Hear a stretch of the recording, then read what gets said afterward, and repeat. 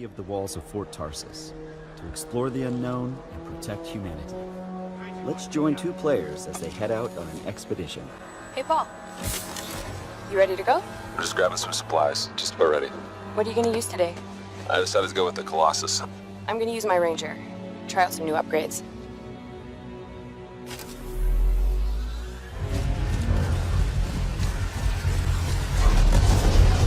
You can equip your Javelin exosuit with gear that brings devastating power to combat.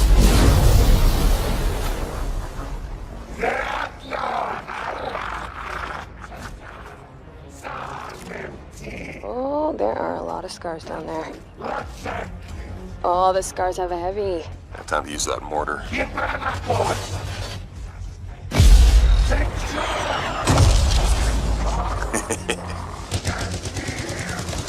me some covering fire. Good. There's a bunch more coming in. Okay, I'll get this round.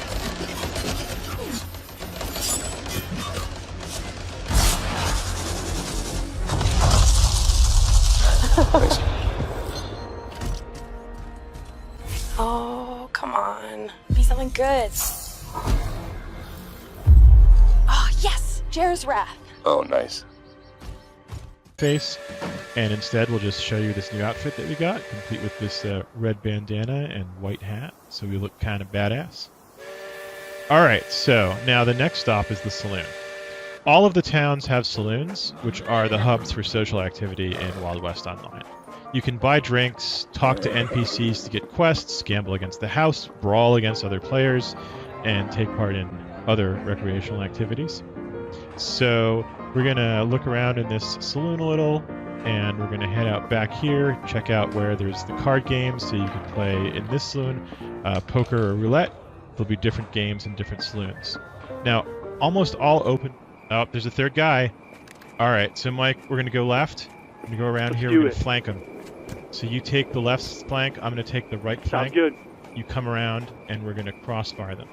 So the first thing I'm going to do is sneak up on this guy right here. And I'm going to shoot him through his tent, and he is going to be a sad camper. When the time is right, we are going to say... Bye-bye. Now I'm going to sneak around here. And got him! Oh, Mike took down Davenport. Oh, crap! Shit. Our guy saving it just shot Mike, so now it's just me. Bastard. Son of a bitch. There you are. Alright, got him. Alright, so I got the bounty. I lost Mike, but I got saving it, and I got our bounty. It's being run and commented by Live, Motor Nation's #1 sponsor and event organizer. So this is where your story begins. Your goal? To become the greatest champion of all motorsports.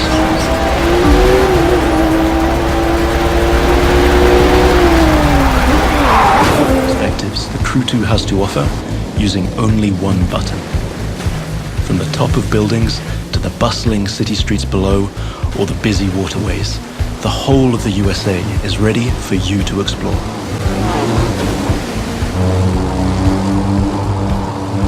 Now you might have noticed I keep scoring points here. That's what we call dynamic freestyle. Every stunt and feat achieved anywhere in the open world will contribute to your overall progression in the game. Doing aerobatics tricks, car and bike stunts, or just speeding up on your boat, literally anything you can show off will get you closer to becoming a renowned champion of Motor Nation. Now it's time the one I want. Fishing. So yeah, so like this is a good example. Here's an outpost, and if you played Far Cry 3 or Far Cry 4, you know this, and in Primal you know this very well, the sort of the situation that you're in. But we've kind of made it so it's very much alive. And then what's really nice about this is that you're going to be able to go in and have the playstyle you want. So there's opportunities. Whenever we build an outpost or we build elements of the game, we really think about freedom, opportunity, and surprise.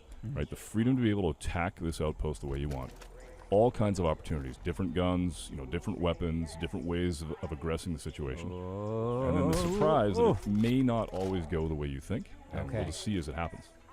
That is literally every time I try and play something stealthy or strategically, it goes to hell immediately. Immediately. Yeah, but he's doing pretty well here so far. Taking him out one nice shot. Oh, is this a silenced weapon? Yes, so they don't know. Yes. little do they know that they are under attack. Correct. Oh, you know what? I remember what I was going to ask you is, does our protagonist have like a name identity? Is it a kind of a nameless protagonist? Well, how have you guys what we've been approached trying to do storytelling? is moving towards something that's really lean, right? What I don't like is when I'm playing a game and the game doesn't communicate what my emotions are or my feelings are. So in this case, we got. I'm just watching. Brutal. Just watching it happen. What we've got is a player character that's super lean. So you have an occupation, but from the standpoint of who you are, it's who you pick. Right. Absolutely. All right. So now they know. Now things are escalating. Now it's on. Escalating quickly. Yep. Tension's rising. I don't know if in this footage we're going to see our protagonist. Just to give you a feeling of scale, that ship is about 20 meters long, and the other one, the mother ship, is about 400 meters long. I'm going to go close to it so that you can see the size. So when we have large spaceships like that, the good thing, the interesting thing is that they are a real level of gameplay. You can go inside. We have interiors for those big ingredients. Something interesting about the scale and the feeling of scale. So I'm going to land on the top of the statue and you will realize how big it is.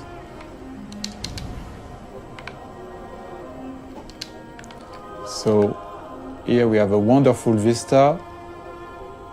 You can see here, this is a completely different experience from what we showed in the first demo. In the first one, Deacon gets clotheslined, and it sounded very painful, by the way. Oh, like, speaking of painful, okay, so the combat in this game is fairly brutal.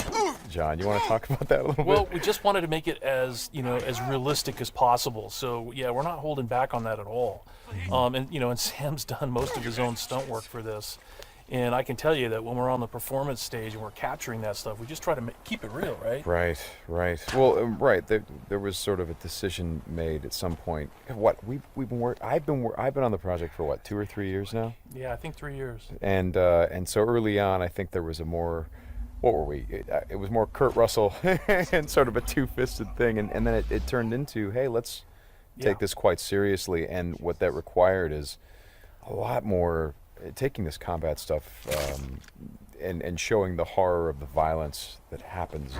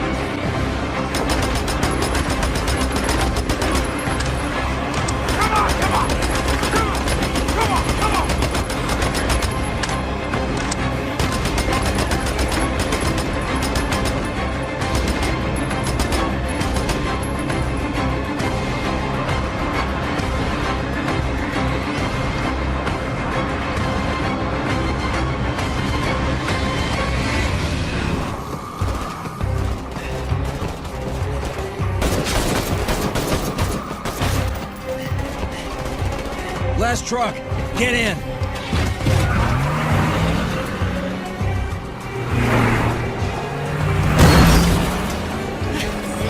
Want some of this?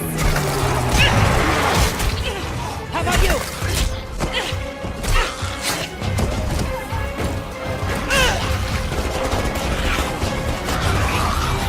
How will you decide who belongs? Thanks. I owe you.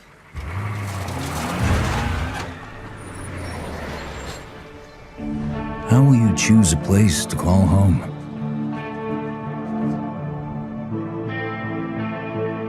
How will you build it?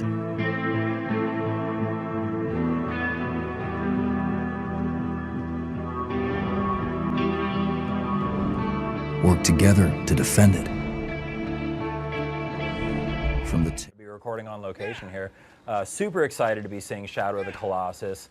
You can see already that this game just looks absolutely stunning. Such an upgrade from the PS2 version and the more recent PS3 version. Marco, I'd like to start by talking to you just about the project and kind of how far the company has come. What's it like now working on this massive overhaul, this new version rebuilt from the ground up for PS4? It's a great opportunity.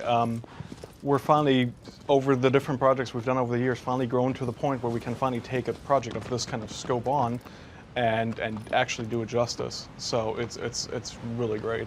Cool. And I should mention that we have our pal Russell here sitting on the floor next to us. He can't be seen on the camera, but sorry, Randall. Yeah, Randall is here. He's playing the game for us. He's piloting. Whatever you call me is fine. Just don't call me Shirley. Don't call you Shirley.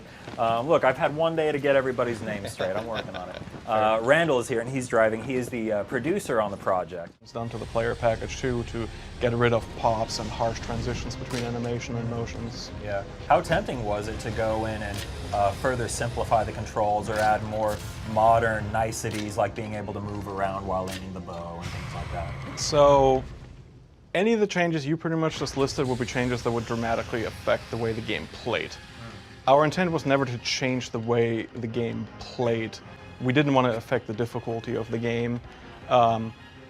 Ideas such as removing a grip meter or allowing you to aim move while aiming the bow, to us would have been, like, those were actually items specifically we discussed, but there were items that we discounted because they would just change the way you play the game too much. And we didn't want to affect original players of the game. Please, this is crazy! This isn't you! You don't know me! From a visual point of view, what's really cool about him is that he's actually got this really cool negative effect where he becomes negative. And then that is connected to his powers. He's able to bring out someone's dark side. And then he can also, in our game, he can do these blasts of his negative energy. You're gonna see, swords or guns or even whips imbued with this negative power. And when it comes to Mr. Negative himself, those powers just amplified even more. Everything you care about will be destroyed. The people will beg you for help, but you won't be able to save them. Stop! One of the first days when we were making the game, we were all sitting around talking about how we grew up with Spider-Man, and we all realized that when we were 9 years old, we all had Spider-Man underoos. Like, Spider-Man was our guy, and we never lost that love for him. Now it's fans making the game for other Spider-Man fans, and we believe in that power and responsibility. Our game is really going to put you in the shoes of Peter. We want to deliver on the fantasy of Spider-Man, and to do that we have to take advantage of all his rich backstory, his supporting cast, his friends, his foes. We're going to see characters we know and love in different ways. So this is like a whole new world for Spider-Man, and it's really cool.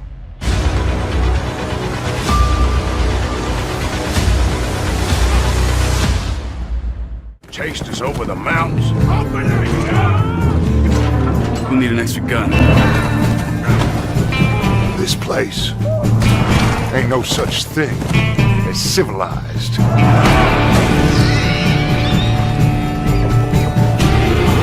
You're the only one of these fools that I trust. Where's our money?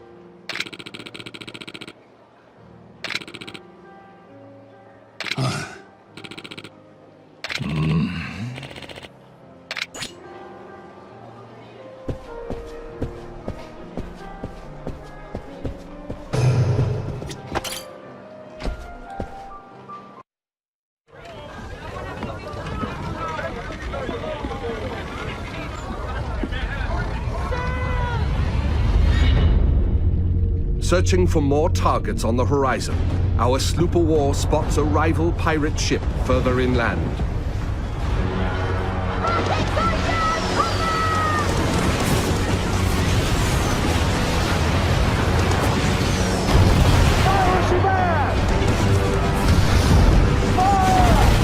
With its heavily reinforced hull, our frigate swoops in to save the day, bearing the brunt of the damage.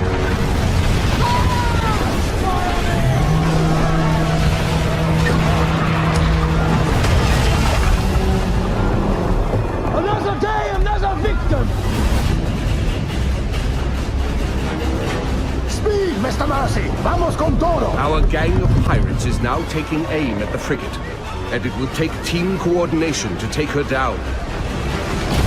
Fuego! Hold tight, lads! That ship's badly damaged! They're killing! We can take their ship! With the enemy ship's broadside now vulnerable, our frigate rushes in to board her. No water!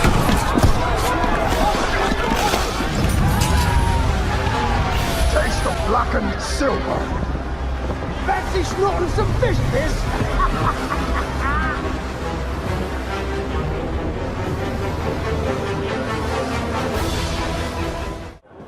Here we go, out of the main flying pass.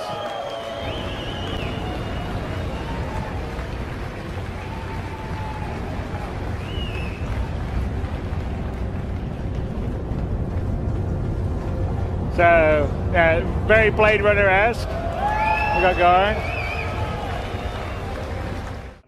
So there's a sense of wildlife. Some could be hostile, some could be passive. But we essentially want to make these planets living places that feel visceral, that have their own identity. When you go to ArcCorp or you go to Hurston, they feel totally different. They match with the sort of story and the history and the lore, and they feel tactile. They feel like a place that you could visit, a place that you could go and tell stories of, and take pictures of, or share with your friends. So someone's conveniently left us a Knox. So you can use that to get a bit closer into the city.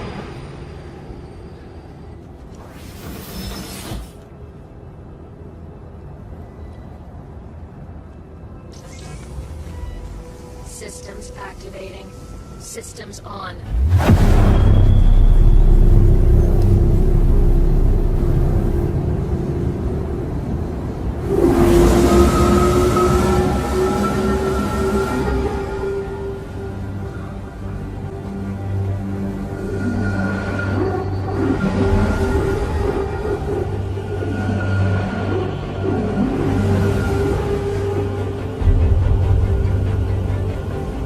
So you sort of can see the city stuff that seemed quite small as we flew over it.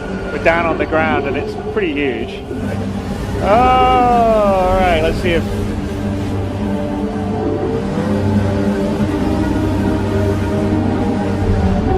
Oh! Glenn, you're just showing off now. The ginger guy, I told you. Right, so now what? I could go back and report to the captain that I found the bandits. Ah, don't be such a wimp. Get in there and chop that bastard to pieces. I want to see some bloodshed. All right, I'm going. You know I can't leave you here. Yeah, get him. Chop his ears off. I'll slaughter you. I can strike from 6 different directions, but timing is the most important thing. Nice. Rushing in can get me killed.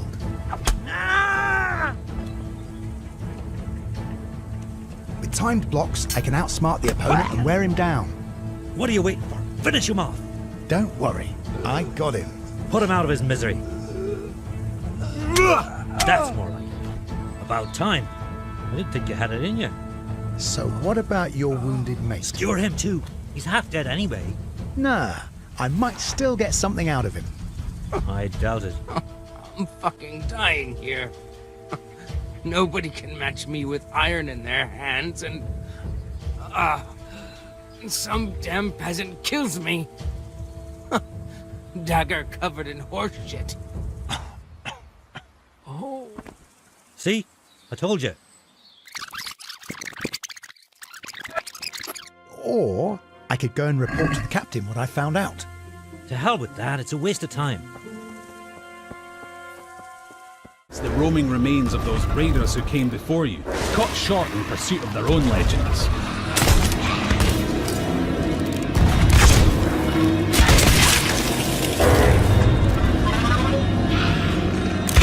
An afterlife of fighting and troublemaking until all your bits fall off. It's what they would have wanted. Now, make sure your crewmates all have a part to play. Yep, that works. And look, he brought the riddle map. Seek the cursed boar shrine where there is no sky. It lies in wait for a light held high. Right, well that's got to be around here somewhere. But light work. Little lantern joke there. You're welcome. Anyway, step 11 paces northwest through the gloom. Dig my chest from its tomb. And with that, we're one step closer to payday. Then again, some of the loot in these parts has lain undisturbed for a long, long time. That has to be the spot. You can practically taste the treasure. Good call on the double duty shovel work too. That storm outside was nipping at your heels.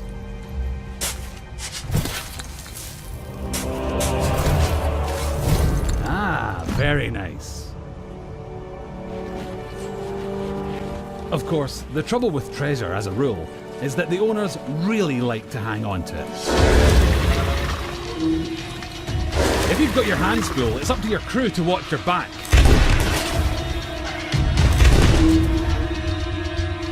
And while they're doing that, it's time for another strategic withdrawal with the loot. Nope, not that way. That's it. Easy now. Don't stop, keep going. Almost there. Watch that next step, it's a doozy.